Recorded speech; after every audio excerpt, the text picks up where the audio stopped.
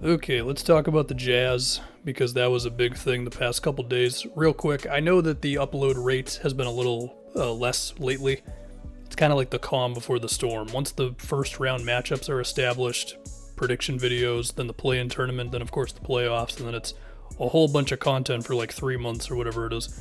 So anyway, to me the biggest thing with the Jazz is it's all the post-game comments, right? It's Donovan Mitchell saying the same thing all the time. It's Gobert sending shots about the rest of the defenders. It's Quinn Snyder being like, hey Rudy, chill, basically. And there was the whole Warriors game and blown leads and Gobert dropping as Wiggins is coming up for a pull-up three. Klay Thompson coming around that one screen where Gobert was in the paint. To me, the conversation is more about the Jazz defensive scheme than it is Gobert specifically. I mean, I'm assuming that he's just listening to what Quinn Snyder tells him to do. And of course, there's the whole conversation of, well, if Gobert steps up super high on screens, then the rest of the Jazz have to provide rim protection or else you're going to get an open roller. Is that going to happen consistently? There were also the stats of the amount of passes Donovan Mitchell has thrown to Gobert this year, and Mitchell had a very long-winded quote basically just being like, whatever, you guys are overblowing it. The energy does not seem great right now. That does not mean that they're a certified round one exit. I'll talk about playoff stuff in a second here, but it doesn't look great at the moment. I do want to say this and then we'll get into the playoff stuff. So there's been a decent amount of Donovan Mitchell trade speculation on the internet the past couple days. Look, we're not in that locker room day in and day out. We're not at the practices. We don't know the full extent to the culture and all that stuff, but we do know the quotes are bad, and we do know that these rumors have been out there for a minute now. So would Donovan Mitchell really try to get out of there depending on how this season ended? I mean, it would be a little early given his contract. He's got 3 years left and then he's got a player option.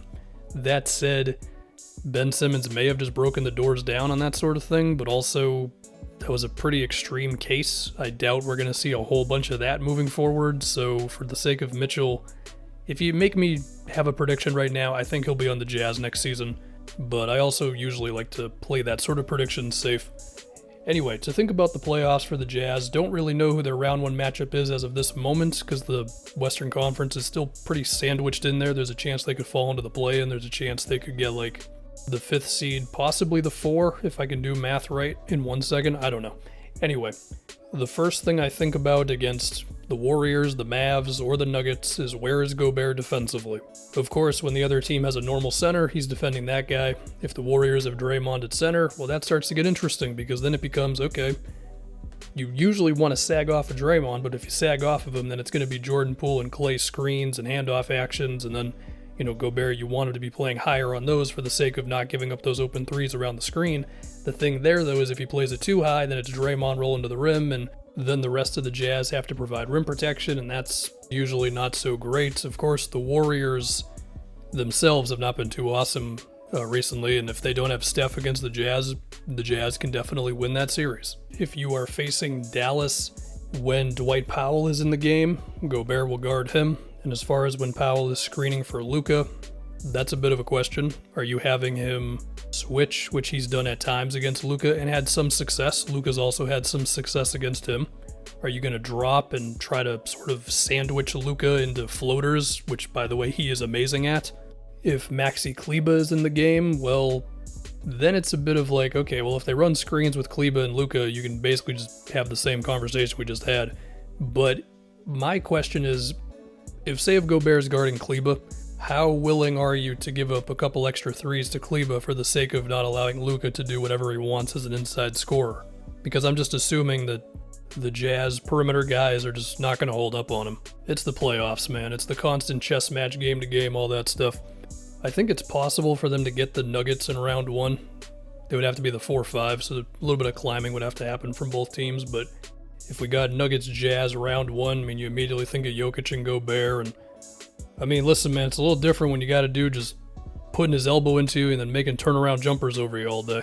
There's also the fact of even if Jokic shoots 34% from 3, you still pretty much have to stay glued to him on the perimeter, because if you don't and you give him a driving lane, he will take it, or he'll run handoff actions, and then, you know, Monte Morris or whoever. I mean, it's scarier when it's Jamal Murray or MPJ, and of course they're not here, but still, like, you're going to have to deal with that guy coming around the screen. You got to step up on him if it's like Monte Morris or Will Barton or whatever.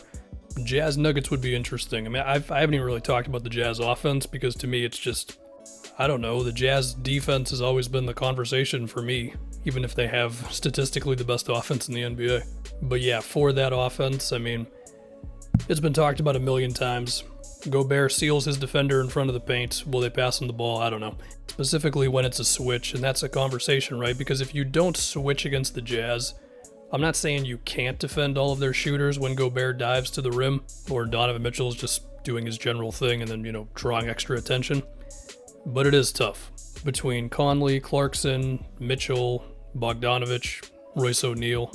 And as far as if they fall into the play-in tournament, which is still a little possible, listen, Chief, if the Jazz get the Suns or the Grizzlies in round one, yeah, that's going to be tough.